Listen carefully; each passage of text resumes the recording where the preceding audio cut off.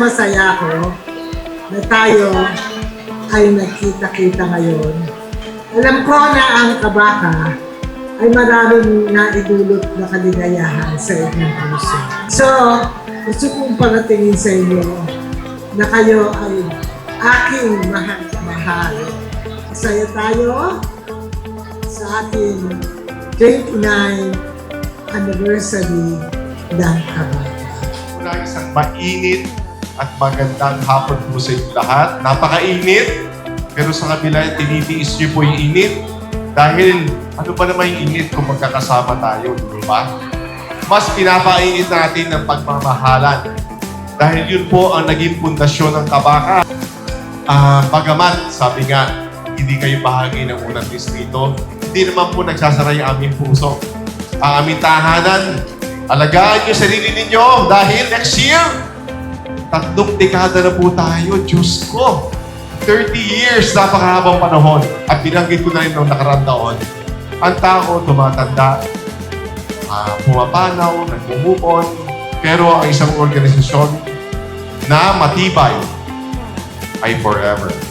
Magandang hapon po sa ating lahat. Masaya akong nakakasama ko rin dito sa Morong, na minsan ko pinaglikuran. Pero laging kinukwento ko sa kanya, alam mo, masarap magmahal ang mga taga-Morong.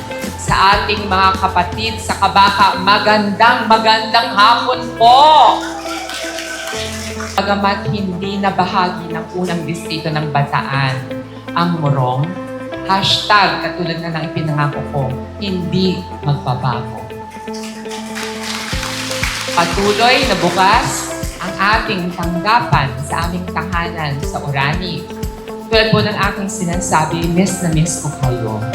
Dahil naalala ko nung ako'y narinyo bilang inyong congresswoman sa 5 barangay ng Morong ay iba ang pagtrato niyo sa akin at ang mga ngiti ninyo naramdaman kong pagmamahal ninyo.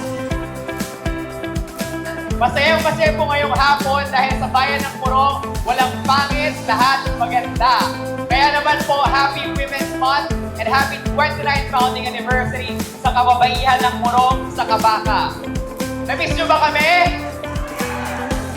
Mas na-miss po namin kayong lahat. Kaya naman sabik kaming makasama kayo ngayon at makapagdiwa ng Women's Month Media. Huwag po kayo mag-alala dahil hindi po namin kayo nalilimutan at lagi po kaming nandito para sa inyo.